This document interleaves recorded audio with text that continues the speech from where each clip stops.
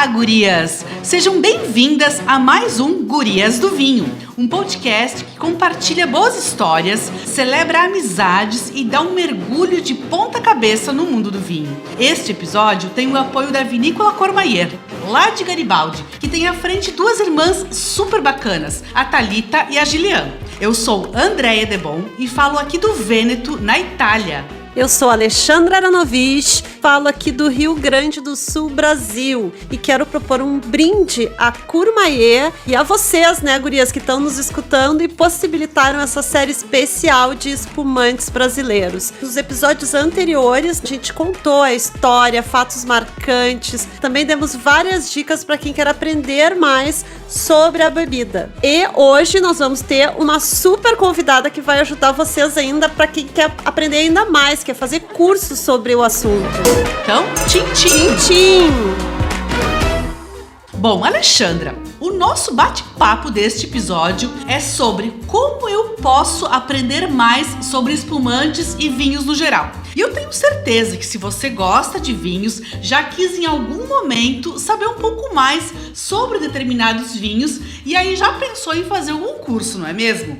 E mesmo que você não queira atuar como um sommelier, um profissional da área, por exemplo, saiba que é muito legal estudar sobre vinhos, né, Alexandra? Eu mesma já fiz vários cursos e o meu objetivo era poder escrever melhor e compartilhar dicas e informações sobre o mundo do vinho. E você, Alexandra? Pois é, eu também fui atrás de curso para escrever com mais propriedade da bebida. Eu já dava dicas de enoturismo e aí quando chegava na hora do vinho, de escrever sobre vinho, batia aquele medo de cometer uma gafe. Será que eu vou falar uma palavra errada, né? Ficava assim, e aí eu disse, não, tá na hora de começar a aprender. Eu comecei a aprender a fazer cursos pequenos, gratuitos, às vezes na internet, às vezes na vinícola, até que eu fui pro curso da Associação Brasileira de Sommeliers, onde eu aprendi um pouco mais. Mas para falar sobre aprender um pouco mais, nós trouxemos uma fera sobre esse assunto, uma mega especialista. Convidada desse episódio é uma estudiosa, super estudiosa da bebida. É sommelier, editora de conteúdo do canal Umami, certificada pelo FWS e W7 Student, dedica-se integralmente em ensinar as pessoas sobre o mundo dos vinhos, seja em sala de aula ou através das publicações dela nas redes sociais. Seja muito bem-vinda, Natália Sírio. Oi, gente!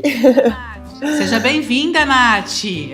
Oi, Andréia! Oi, Ali! Muito bem-vinda! Obrigada por ter aceito o nosso convite, né? Bom, a gente pode te chamar de Nath, né? Porque é isso que a gente sempre escuta as pessoas chamando, né? Por favor. Nath, então antes de a gente começar a dar sugestões, né?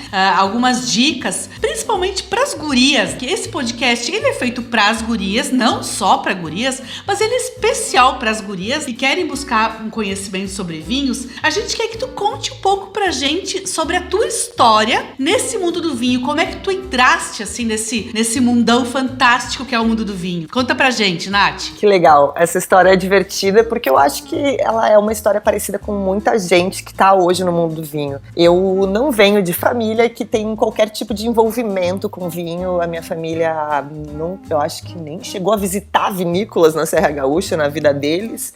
Também não é uma família Mas que... Mas tu é gaúcha, né, Natália? Sou gaúcha. E a minha família também não tinha o hábito de beber vinho, assim, com nenhuma intensidade. Tipo, de vez em quando abriam algum vinho qualquer, mas eu não tenho muita lembrança de vinho na minha casa. Isso veio mais na minha vida adulta.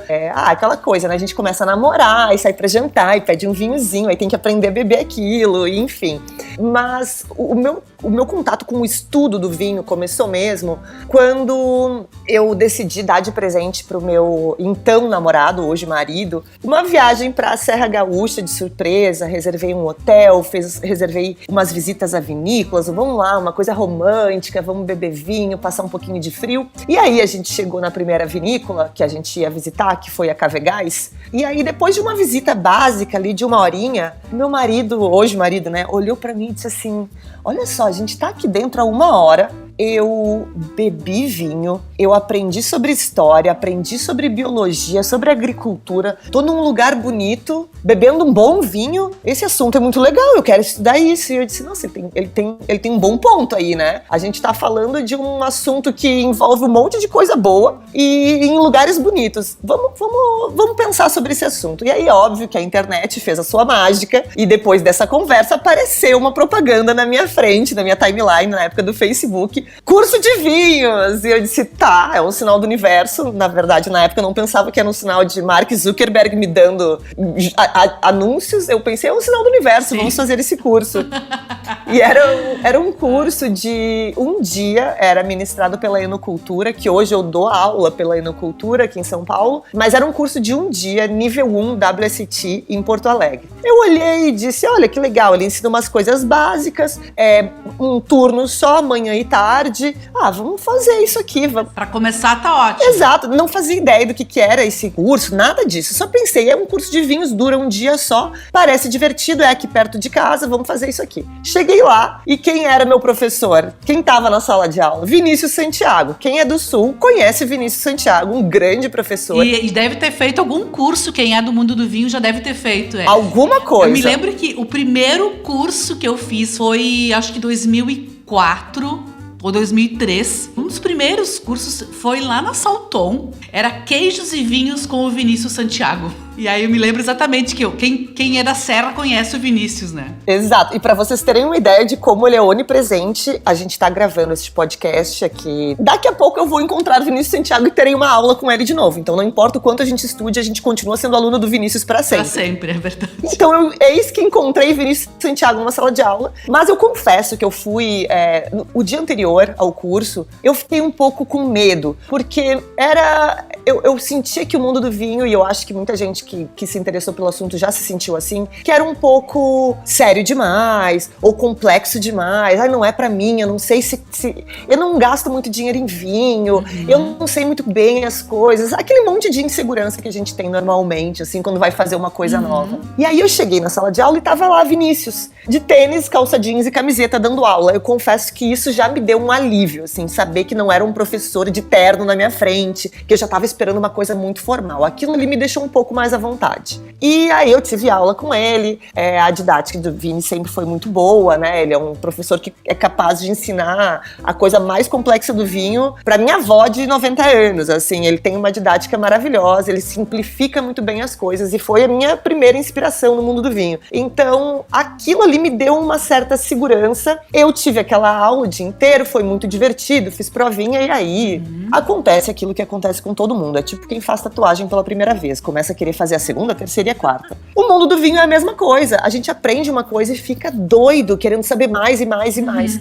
Porque a gente descobre, quando a gente começa a estudar, que o mundo do vinho é gigantesco, tem muito pra aprender, envolve um monte de coisa legal. E a gente diz, eu vou mergulhar de cabeça nisso aqui. E assim foi. E um monte de gente legal, né, Nath? Eu acho que isso também, né? A gente vai conhecendo, exato. Nós nos conhecemos aí nesse mundo do vinho, conheci a Andréia no mundo do vinho, então, pessoas também, né? E eu acho que tem uma outra coisa legal que a gente costuma não falar sobre, mas eu enxergo um pouco isso. A gente faz muita amizade na época de colégio, na época de faculdade, porque a gente tá reunido com pessoas que têm algum interesse em comum com a gente. E depois a gente passa a fazer amizade no trabalho, que é o lugar onde a gente vê pessoas com frequência que estão ali com o mesmo objetivo, que é trabalhar naquele lugar X. E a gente meio que depois disso, pelo menos na minha experiência, das pessoas próximas a mim, a gente faz amizade porque alguém apresentou alguém em comum. E é uma coisa um pouco mais lenta, né? Não é como na adolescência. E aí a gente volta a estudar, volta a frequentar lugares onde tem um monte de gente com algum interesse em comum.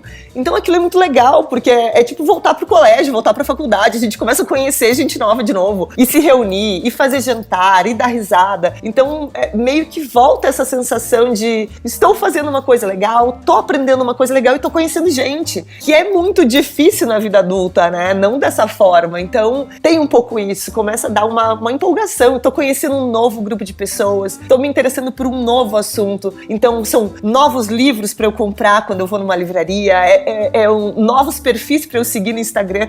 Dá um boom, assim, sabe, na nossa vida. É um novo hobby pra gente. Até a gente tem uma pergunta pra ti, Nath, porque aqui a gente gosta de falar pra todos os públicos, pra quem não entende muito, claro, né? Pra ter gente que entende mais sobre esse universo. E antes de te perguntar, assim, como tu foi te aprofundando até hoje, que tu é uma professora, né? Tu dá aula sobre isso. A gente tem uma coisinha básica que a gente tem aqui, que é o vocabulário do vinho, nesse podcast, né? E tem uma coisa que eu vejo, assim, até meus amigos, volta e meia, me chamam de enóloga, né? Ah, tu é enóloga, fiz curso de enóloga. Tem esse troca-troca, sommelier, enóloga, né? E aí a gente quer te pedir a tua ajuda no vocabulário do vinho. Qual a diferença, porque a Nath é uma sommelier, qual a diferença de uma enóloga para uma sommelier ou de um sommelier para um enólogo? Bom, primeiro deixa eu explicar. Eu tenho formação de sommelier, mas eu nunca atuei como sommelier, então eu gosto de dizer que eu sou certificada como sommelier, mas eu sou uma sommelier não praticante. Eu também digo isso. Mas vamos lá. Eu tenho uma forma muito simples de explicar, a gente pode aprofundar, mas assim, em resumo, o enólogo é responsável por tudo que diz respeito ao vinho até ele entrar na garrafa. A partir daí, o sommelier é o responsável por tudo que diz respeito ao vinho. Vamos separar já por aqui que fica muito mais fácil. Então, o enólogo é a pessoa responsável por produzir o vinho. Claro que a gente tem muitos amigos enólogos que atuam em diferentes frontes, né? Existem enólogos que vão atuar no turismo de uma vinícola, ensinando os processos para as pessoas que estão ali visitando, mas de forma geral, o enólogo ele estuda para fazer o vinho. Ele tem algum conhecimento de agricultura também, apesar de muitas vezes a vinícola ter um agrônomo responsável.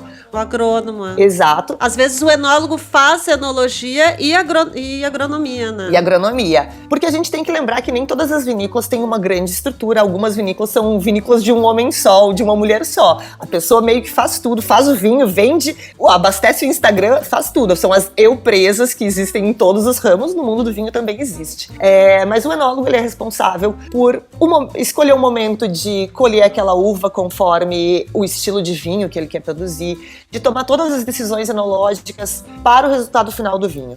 O sommelier é a pessoa responsável a partir do momento que este vinho está pronto. Então ele, por exemplo, o sommelier que trabalha em um restaurante, ele é responsável, ou pode ser responsável por escolher o vinho para colocar numa carta conforme o menu do restaurante. Ele é responsável pela compra, pelo armazenamento, pela catalogação dos vinhos, por fazer o inventário dos vinhos, por fazer o serviço dos vinhos. Então é uma série de tarefas que um sommelier tem e que um enólogo tem. Mas se a gente precisar resumir, a gente pensa, até o vinho ficar pronto, o responsável é o enólogo. Depois que o vinho está pronto, quem toma conta das coisas é o sommelier. E aí a gente consegue ter uma divisão bem clara das duas profissões. Falou a prof. Nath, muito bem. E depois tu estavas falando, então, Nath, da tua história, então tu começou a fazer mais cursos, e aí quando é que foi que tu decidiu, eu quero trabalhar com isso? Ai, gente, isso é uma constante na minha vida. Eu não posso estudar coisas que eu começo a trabalhar com coisas. Então, recentemente eu pensei, eu gosto tanto de beber café, eu vou estudar sobre café. Daí eu lembrei, não, se você estudar sobre café, você vai acabar arranjando alguma forma de trabalhar com isso, e aí vai passar, o café vai deixar de ser só prazer e vai ser trabalho. Então vamos parar com essa história, vai só beber café. É que assim, eu tenho um hábito, e eu sei que tem muita gente que tem um hábito parecido com o meu, que é quando a gente gosta de um assunto, a gente se aprofunda malucamente, assim, os amigos dizem, meu Deus, essa pessoa só fala disso, só quer saber disso, só quer comprar vinho, estudar vinho, ver filme de vinho, e eu sou essa pessoa um pouco maníaca, assim. E isso aconteceu com o mundo do vinho, eu me apaixonei. Não tem como não se apaixonar, a gente fala de gastronomia, a gente fala de lugares lindos, a gente visita vinícolas aqui no Brasil, no Rio Grande do Sul principalmente, a gente tem essa facilidade de ter vinícolas muito próximas da gente, né, 1 horinha, a gente tá ali, quem mora em Porto Alegre, 1 horinha de distância, a gente já tem a Serra Gaúcha. Então, facilita muito. Eu acho que por conta dessa proximidade aqui, principalmente aqui com as gurias, né? Aqui no Sul, tu não acha que o curso começa por isso? Começa por essas visitas? Antes a gente se atirar num curso, a gente começa visitando, aí a gente faz uma degustação, aí aquilo vai te instigando e já é uma forma de aprendizado. Exatamente. Antes do curso, né? Eu sempre digo, não te atira direto no curso. Vai dar uma olhada, faz coisas menores. Não sei se tu também acredita nisso. Olha, pra mim foi exatamente assim. A minha vontade de estudar veio depois de uma visita a uma vinícola, quando, como eu falei pra vocês, a gente começou a ter uma mini aulinha rápida e aquilo começou a fazer sentido pra mim. Sabe aquela coisa que a gente estudava no colégio? A gente estudava um pouquinho de geografia no colégio, mas a gente não dava bola porque a gente era adolescente e não queria saber daquilo. E aí parece que quando a gente fica adulto, toda aquela coisa que a gente poderia ter aprendido no colégio, a gente começa a se interessar. E aí foi isso, eu comecei a ouvir, porque quando o sol bate na videira, aí gera mais açúcar, eu comecei a prestar atenção naquilo e disse, gente, isso é muito legal. E principalmente porque isso culminava com degustar vinho, que é uma coisa gostosa. Vinho é uma bebida que geralmente deixa as pessoas mais felizes, mais abertas, não é uma bebida que deprime. Existe uma série de bebidas que nos puxam mais pra interiorização das coisas, né? Nos deixam mais fechados, e o vinho pra mim é uma bebida que me deixa mais aberta, então era muito divertido. Então eu comecei através de visitas, e eu tenho certeza absoluta que muita gente começou assim. Eu acho que se pode visitar e fazer um tour e aprender um pouquinho, faça isso. É muito mais legal do que começar numa sala de aula. Começar num vinhedo, começar numa vinícola é muito mais legal se tiver oportunidade, mesmo que não tenha interesse em estudar. Se tiver oportunidade de visitar, visite. Mesmo aqui em São Paulo, a gente não tem a estrutura enoturística que existe já no Vale dos Vinhedos há mais tempo, né, mais posicionado, mas aqui pertinho ainda tem uma região, a gente consegue fazer algumas visitas, a São Roque, Santa Catarina também tem, Paraná também tem, ao redor de Curitiba. Então, agora a gente acabou de ganhar uma indicação geográfica no Nordeste do país, então a gente já tem vinícolas espalhadas por todo o Brasil, com maior ou menor estrutura, mas a gente já consegue fazer essas visitas em todos os lugares. Então é muito legal, eu super recomendo fazer isso antes de mais nada, porque aprender na prática é muito mais fácil do que aprender nos livros. Quando a gente consegue visualizar uma coisa, o aprendizado se torna muito mais fácil. E até para acrescentar e fazer a tua própria propaganda, Nath, eu vou fazer a tua propaganda. Além das vinícolas, dá para aprender nas redes sociais, no podcast Umami. Não é verdade? A Nath tá sempre lá dando várias dicas, falando sobre as uvas, falando sobre vários assuntos que já são dropzinhos para quem quer começar a aprender um pouco mais. Com certeza. Inclusive, o início, né, do nosso projeto do Umami foi um incentivo do Thiago. Como eu falei, lá no início, o Thiago disse, vamos estudar esse assunto, muito legal. E a gente começou a estudar, fez aquele primeiro curso, e o que aconteceu depois? O Thiago começou a buscar conteúdo nas redes sociais, no YouTube, e tudo que ele encontrava era muito sisudo, assim, muito sério, sempre uma pessoa meio de terno, um homem de preferência, sempre tinha um homem de terno falando, uma coisa mais séria. E a gente tem esse background da publicidade, de ser um pouco mais relax na vida, de ser um pouco diferente dessa coisa formal. E aí o que o Thiago disse? Eu não tô conseguindo encontrar coisas que tenham a ver comigo. Apesar de serem conteúdos muito legais, não consigo prender minha atenção, porque ele tem aquela atenção de um beija-flor, sabe? 1000 batimentos por segundo e tá sempre prestando atenção em tudo ao mesmo tempo. E ele não conseguia focar naquela coisa mais séria. E ele disse, vamos começar a fazer alguma coisa, gente, só pra...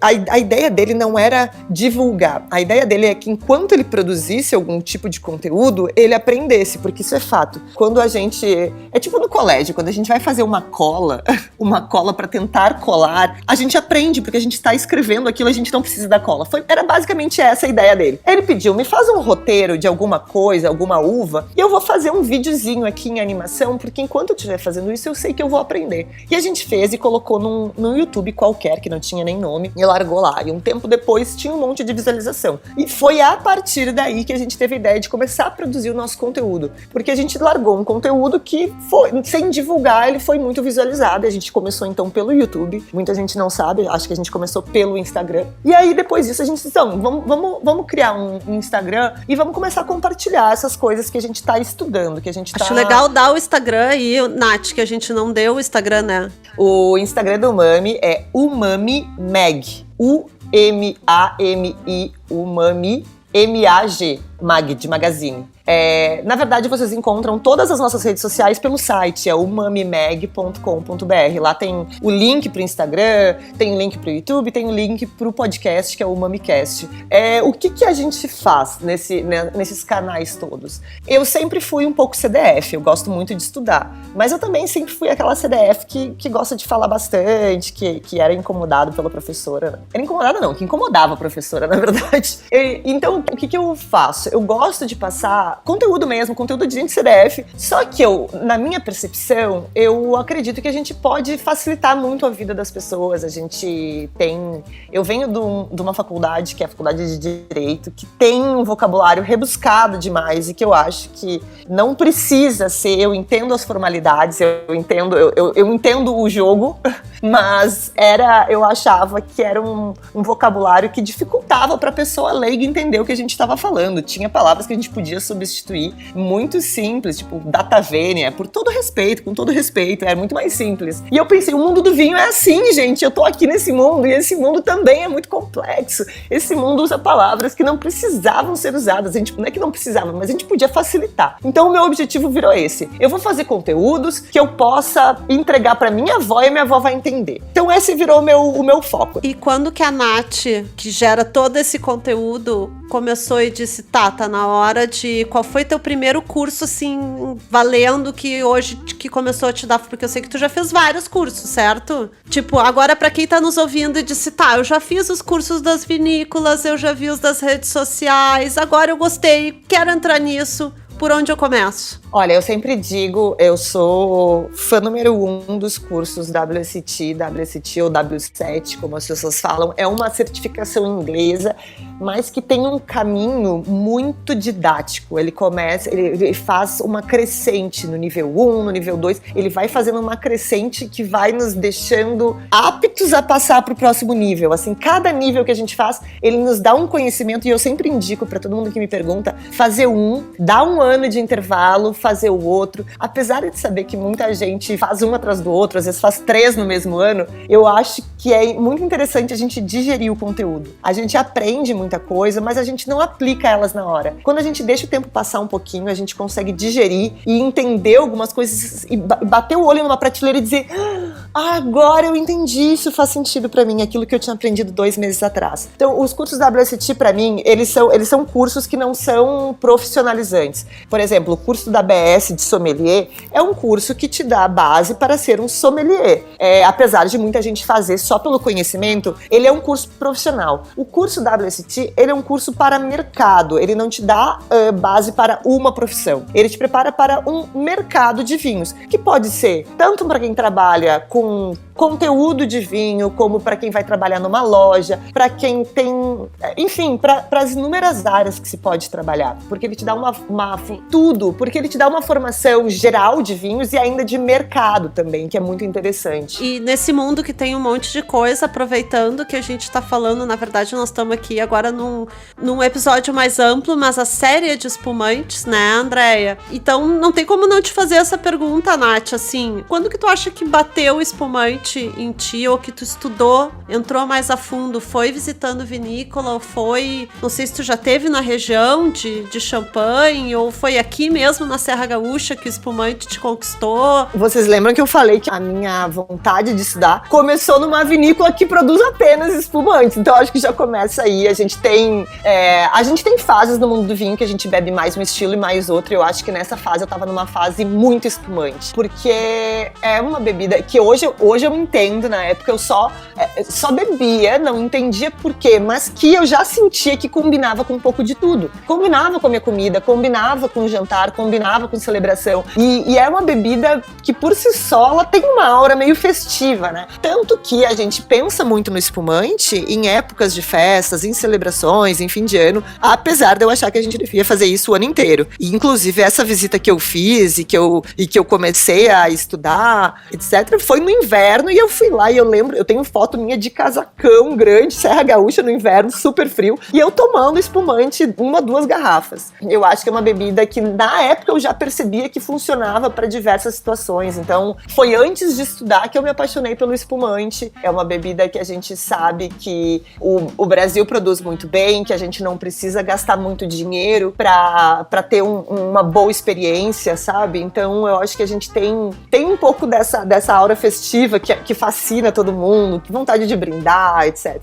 Então, o espumante já veio lá do início. O espumante foi o início de tudo. Foi a visita a uma vinícola que produzia apenas espumantes que fez eu me apaixonar pelo mundo do vinho. Então, eu acho que eu comecei por aí. Então, tudo começa no espumante. A história começou, né, do vinho do Brasil aqui, começou muito pelo espumante. Agora a Nath, super umami, começou pelo espumante. Bem legal. Deixa eu só voltar um pouquinho, Ali, porque aí a gente tava falando sobre o W7, e aí as pessoas que estão nos ouvindo talvez, mas onde é que tem isso? É só São Paulo? Ou eu posso encontrar em Porto Alegre, na Serra Gaúcha, Curitiba? Tu tens essa informação, Nath? Quais são os lugares que tem esse curso? Onde é que as pessoas podem buscar essas informações? Sim, hoje existem 2 escolas no Brasil que são autorizadas porque precisa de uma liberação, uma chancela da escola em Londres para poder ministrar esses cursos no Brasil. Existem 2 escolas hoje que ministram, uma é a The Wine School e a outra é a Enocultura. A Enocultura é onde eu fiz toda a minha formação e onde eu dou aula. Na verdade, o WSET, ele chancela alguns níveis, né? Então, a The Wine School eu acho que só dá o nível 1, 2 e 3, e a Enocultura hoje dá os 4 níveis. O último nível, que é o diploma, que já é... Na verdade, no Brasil, ele não é considerado, não é reconhecido pelo MEC como pós-graduação, mas na Inglaterra ele é uma pós-graduação, é uma formação de 2 anos. Aqui no Brasil ela é feita 100% em inglês, aulas em inglês, prova em inglês, ela é bem pesada, e ela é o último passo antes de um candidato se candidatar, por exemplo, a fazer um Master of Wine, que é uma coisa de outro mundo, a gente nem vai entrar aqui, mas para se candidatar ao Master of Wine, o aluno precisa pelo menos ter o diploma WSET, que é esse nível 4. Hoje quem dá ele no Brasil, antigamente as pessoas que têm no Brasil, elas precisavam ir para fora fazer essa certificação. Agora a Enocultura tem aqui, eu faço parte da turma 1. Eu tô num período sabático aí, numas férias, porque é realmente muito pesado, mais pesado do que faculdade, mais pesado do que qualquer outra formação que eu já tenha feito na minha vida. É um curso super denso, então, são 6 unidades, pra mim faltam 2 ainda, então eu tô nesse período aí. Talvez a gente volte aqui o ano que vem dizendo, terminei, mas nesse momento estamos assim nesse stand-by. Mas as 2 escolas, pelo que eu sei, ministram o curso no Brasil inteiro. Aí é só entrar no site, lá na Enocultura tem cursos WSET no site deles, e aí tem a agenda de cursos, eles divulgam também pelo Instagram, que eles chamam de WSET on the road, e aí eles dizem, vamos dar o nível 1, esse mês vai ter nível 1 em Curitiba, em Porto Alegre, em Bento Gonçalves e em Belém. E aí vocês conseguem ver com antecedência e já se matricular por lá, dá pra fazer uma prova também pra saber se pode entrar no nível 2. Eu recomendo de coração, se você nunca teve contato com um curso, faça nível 1. Por mais que você acredite que já tenha conhecimento suficiente pra entrar no nível 2, porque a gente sabe, as meninas aqui produzem conteúdo, todo ano a gente produz conteúdo sobre mitos do vinho, sobre mentiras do vinho. A gente sabe que tem muita coisa que já tá enraizada assim na cabeça das pessoas e que a gente vai reproduzindo de erro de base, assim, né, de conteúdo de vinho. E aí começar do zero, mesmo que a gente já tenha um conhecimento, é muito importante para que a gente comece com uma base forte. Eu já tinha uma certa noção de vinho e eu fiz o nível 1 e para mim foi uma delícia. Descobri que sim, tinha um monte de bobagem que eu pensava que era verdade. Tinha algumas coisas que eu sabia, mas outras eram super bobagens na minha cabeça. E ali eu já eliminei elas e já comecei, sabe quando a gente aprende a dirigir um pouquinho antes de fazer autoescola e a gente chega na autoescola cheio de mania? Sim, É mais ou menos isso.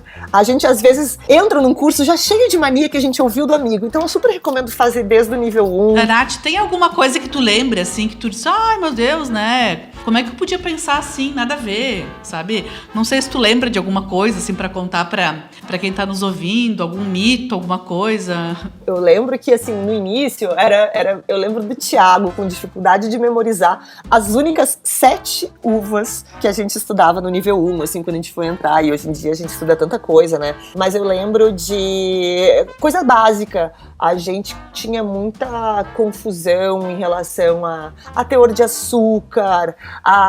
Na verdade, eram mais ideias pré-fixadas na nossa cabeça sobre vinho bacana é só seco, vinho meio seco não é legal, não tem qualidade. Ou vinho com madeira, né? A gente tinha assim, vinho...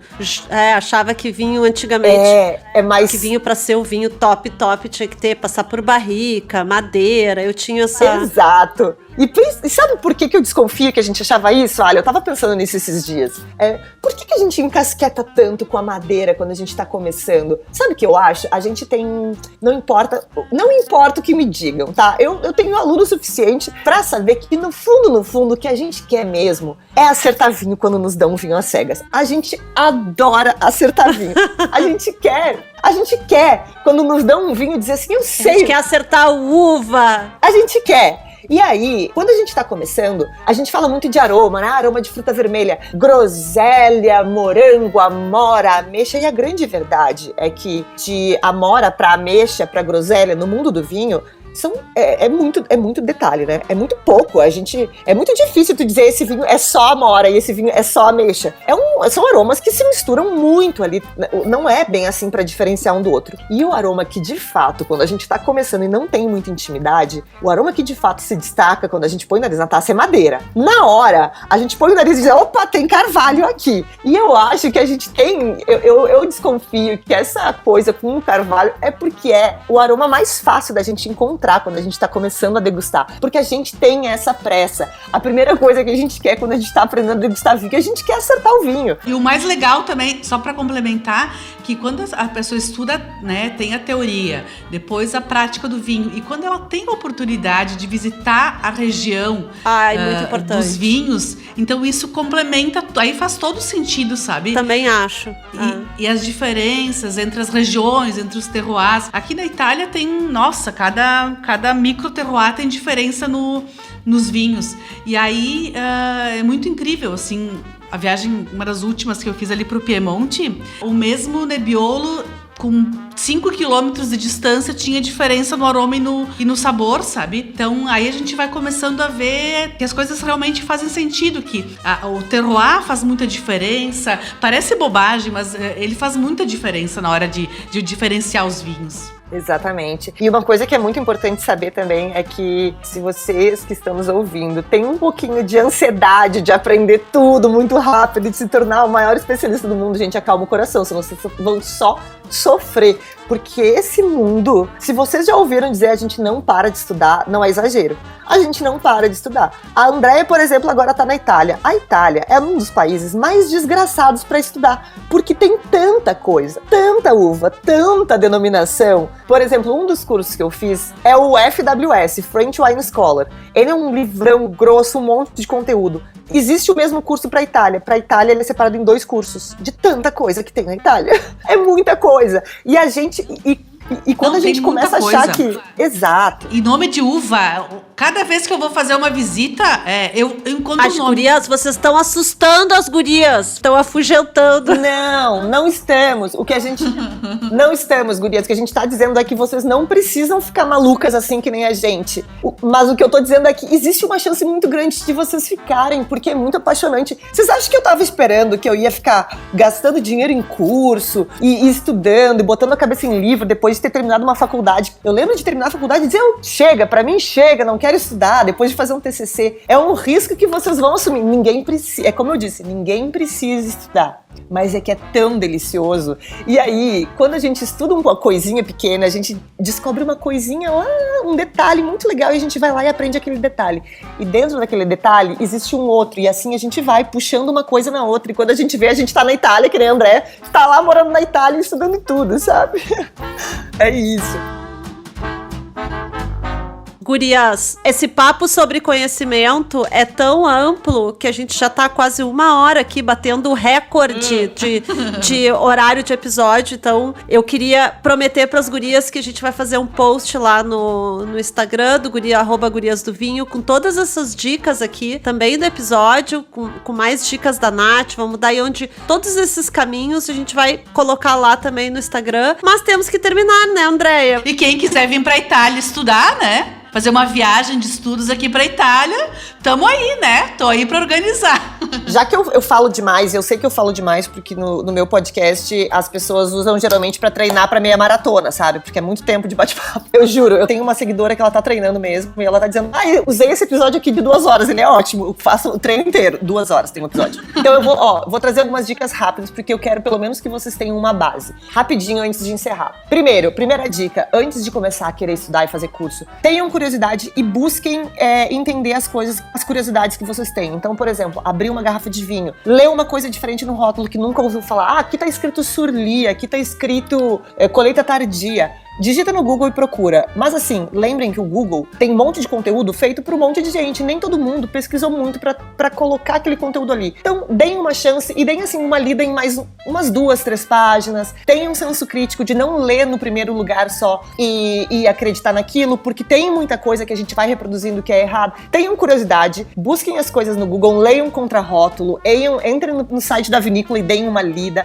É assim, ó, é sentar num sofá com uma garrafa de vinho na mão e em 10 minutinhos pesquisando no celular, você aprende uma coisinha. Aprende uma coisa por dia, toda vez que for beber. Verdade. Exato. Se você aprender uma coisa por dia, são 365 coisas novas que você aprendeu em 1 ano. Então começa por aí. Quando você perceber que aquilo ali não é suficiente, aí busca um curso, busca uma coisa diferente, mas lembrem que ainda assim existem podcasts, existem sites, existem revistas online, existe um monte de coisa. Busquem uma página ou um profissional que vocês confiem, que tenha credibilidade para ser o seu divisor de águas. Quando você não tem certeza, procura. Eu tenho Jancis Robinson. Pra mim, se eu achei informação que tá muito diferente em vários lugares, eu vou na Jancis. Se Jancis falou pra mim, Jancis Robinson é a rainha e ela está certa. Então, assim, pra terminar as discussões na minha cabeça, eu vou lá na Jancis e ouço o que ela disse e tá tudo certo. O conteúdo dela é em inglês, claro. Eu vou deixar aqui as minhas redes pra quem quiser pesquisar alguma coisa. Lembrando, a gente faz mais conteúdo voltado pra aprendizado, de uma maneira mais simples, sim, mas a gente tá lá pra quem quer dar uma aprendida no mundo do vinho sem precisar fazer curso ou quer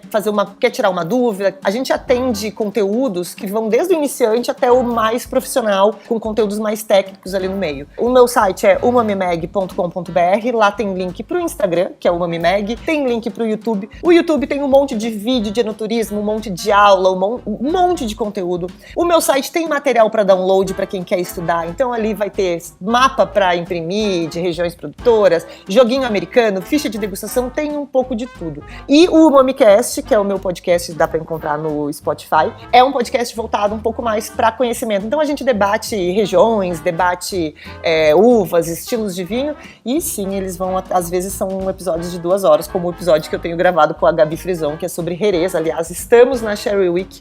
Quem quiser aprender sobre esse estilo, tem um episódio de 2 horas lá, falando tudo desse estilo. É isso, não vou tomar mais o tempo de vocês, então, meninas. A gente tem aqui umas dicas pra gente finalizar, né, Ali? A gente tem uma sessão chamada Bebi, Gostei, Indico. Tem algum vinho, algum estilo que tu hoje é o teu xodó, assim? Indicar um vinho, que é um vinho que eu consumo bastante, que eu tenho sempre em casa em volume, porque ele tem uma qualidade muito boa, um preço muito bom. Eu gosto muito de vinhos brancos, são os meus favoritos. Eu acho que eles combinam em qualquer ocasião, inverno, verão, qualquer coisa. Vinho verde, ácido, me apaixona. O estilo de vinho verde. E tem um vinho verde especificamente. Vinho verde é uma região no norte de Portugal, não é um estilo, é uma região, para quem não tá familiarizado, que produz brancos, tintos e rosés. Eu gosto muito dos brancos. E tem um branco que se chama Bico Amarelo, que é um vinho verde. Nossa, adoro esse vinho. É maravilhoso. Ele é um vinho verde de muita qualidade, só que com um preço muito bom. É um vinho que é abaixo de R$100, mas tem uma qualidade absurda que quem tá acostumado com um vinho verde, aquele vinho verde baratex e não muito gostoso, precisa entender que existem vinhos verdes maravilhosos. Esse é um vinho que tem muita quantidade na minha casa sempre. Eu amo. É da Quinta do Ameal. Eu, inclusive, visitei recentemente. E agora, Nath, vamos fazer o Destino Vinho e Viagem rapidinho? quero ir agora, ou foi para algum lugar, destino vinho e viagem. Tu, assim, inesquecível. Tá, não sei como funciona. Eu vou falar de um lugar que eu fui recentemente. Bom, pra quem tá no Brasil, eu acho que comecem visitando as regiões vinícolas brasileiras. A gente tem muita estrutura em tudo que é lugar, mas eu vou falar de uma região que eu gosto muito e que eu acho que é muito fácil de visitar, que é a região de Montevidéu, no Uruguai. É uma capital que tem muitas vinícolas no entorno, já estabelecidas. Assim como a gente tem o Vale dos Vinhedos no Brasil, que é a região mais estabelecida, lá no Uruguai é Canelones e Montevidéu, que são regiões ao redor da capital, que é muito fácil de visitar. A primeira vez que eu fui, eu fazia as visitas de Uber, é muito perto, tem ótimos preços, tem pra quem é do Rio Grande do Sul, principalmente, tem uma conexão muito boa, assim, parece que a gente é meio brasileiro, eles são meio brasileiros, a gente é meio uruguaio, é tudo um pouco conectado. Então eu acho uma região muito boa de visitar, muito fácil, tem muita opção de turismo fácil, enoturismo, visitas, almoços, piqueniques, enfim, eu acho que Vale dos Vinhedos e Canelones e Montevidéu no Uruguai. Super dica. Então a gente vai terminando por aqui, porque esse episódio tá cheio de boas dicas com a Nath, né? Agradecendo a participação dela, a produção querida da América Podcast, a Karina, que não fala aí, mas tá dirigindo esse episódio, Karina Donida. Sigam lá, América Podcast, @América Podcast, nossa querida produtora, e a Nath aí no Umami Mag, nossa convidada de hoje, @Umami Mag. O apoio desse episódio é da Vinícola Courmayeur, @Vinícola Courmayeur. Ótimo, então sigam também, pessoal, o nosso perfil lá no Instagram, né, o @Gurias do Vinho, e os nossos perfis pessoais, né, o @Andréia Debon e o @Café Viagem. E divulguem este episódio para as amigas e para quem gosta de aprender mais sobre vinhos. E quem sabe você depois desse episódio não se anima a estudar sobre essa bebida maravilhosa. Obrigada, Natália, obrigada por participar do nosso episódio. Brinde final é teu, Nath. Obrigada, meninas, obrigada pelo convite. Eu sei que eu falo um pouquinho demais, pra mim parece que eu tô falando só há 10 minutos. Então, vamos ter que fazer um episódio parte 2, se vocês quiserem, me chamem, eu tô disponível. E aí a gente vai dividindo de 1 em 1 hora. Episódios para maratonar com Nath. Então tá, beijo grande. Ótimo então, tá? Obrigada, pessoal. Até a próxima. Tchim, tchim. Tchim, gurias. Tchim, tchim.